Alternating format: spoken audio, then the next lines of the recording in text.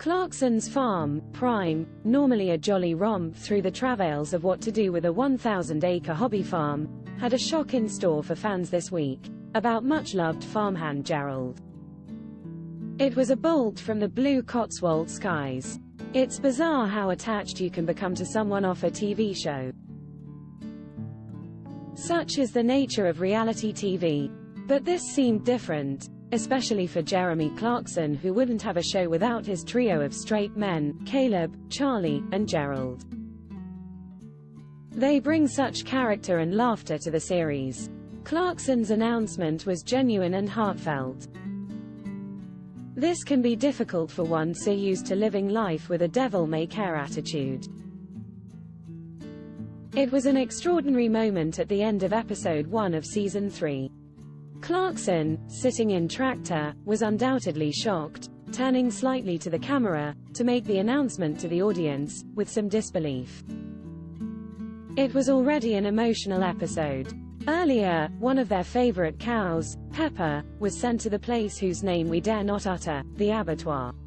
Jeremy and girlfriend Lisa stood back to camera to hide the tears, as Pepper made the slow journey to steak dinner notoriety in a nearby gastropub. She's got the name for it. It's brutal living off the land, even for TV stars it seems, but for the sake of a good TV scene, it's convenient for them to forget that. I'm not saying anything is faked. Clarkson can get teary over farm machinery. Just look at his love for the Lamborghini tractor. It's not right. Nor is £5,000 for a service. That shows real love to pay that bill. Elsewhere, Clarkson's farm resident co-star Kaleb was promoted to manager, something he looked genuinely delighted about. The man who had never been to London has come into his own on this show, with the potential to carry his own series. He must look at Jeremy Clarkson and wonder, I think I deserve 1,000-acre farm in the Cotswolds. We can all dream, I suppose, but it's now the preserve now of hedge fund owners and footballers. Kaleb's reward? He will have to contend with one of Clarkson's annoying one-to-one competitions in which the top boss always wins. Funny that Clarkson remains a gift to marketing. Perhaps that will be his epitaph. His name for his own pork was Piggly Squat. That's a winner, except for Charlie, who was eternally cast as the farm naysayer. Get well soon, Gerald. We can't wait to hear those dulcet tones again. The Tattooist of Auschwitz, Sky Atlantic, WED, was a remarkable piece of television. Not for the love story at its heart, or even the performances, notably Harvey Keitel, which are superb, but as a showcase of the summary brutality meted out. A prisoner only had to trip up, to be beaten soundly around the head, collapse and be taken away.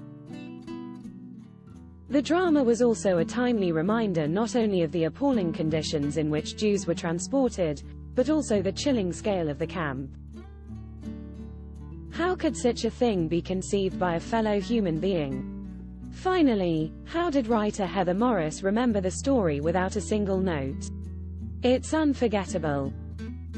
I caught up this week with Red King, Alibi, WED, a bizarre, dark comedy on a remote island with a top-line cast which rather outweighed the story. It featured Mark Warren as GP and Town Drunk, Mark Lewis Smith as Town Bigot, and Bridgerton's Adjoa Ando was another spirited lady. The series should really take its inspiration from TV policeman Hamish Macbeth, Robert Carlyle, and his little dog Wee Jock.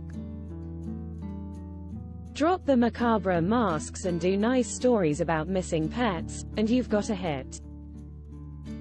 And what sort of series starts with nasty police officers singing a disliked colleague out of the building, before she witnessed another policeman throw himself off a building? A slightly unreal one. The big word of mouth series is Baby Reindeer, Netflix, which is #1 in the streaming charts. Don't immediately rush for the remote. It is not suited to all tastes. It's quite rude, and your great aunt would leave the room promptly if she saw some of the scenes. That said, it is totally addictive from the start as a Donnie, Richard Gadd, goes to police to report a stalking incident involving Martha, Jessica Gunning. This is a true story, created and written by Gadd, was based on his one-man show, much like Fleabag. Donnie is a nice, friendly chap, who is drawn into an emotional mire with Martha. He tells his own story as narrator.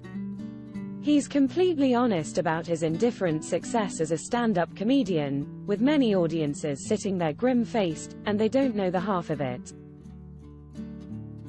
Jessica Gunning turns in one of the performances of the year. Stevenson's rocket How Much Do We Love Snooker? Enough to devote 7 hours of TV across 2 BBC channels on one day to watch tiny balls roll across the green baize. It's the World Snooker Championship, no small matter if you're a fan, but most of us are not. I last visited the table when Eddie Charlton was still playing Ray Reardon. I'm told people find snooker relaxing. So not so much a case of slow TV as still TV. Bring back the test card then. Hurricane Higgins had the right idea, get it done quick.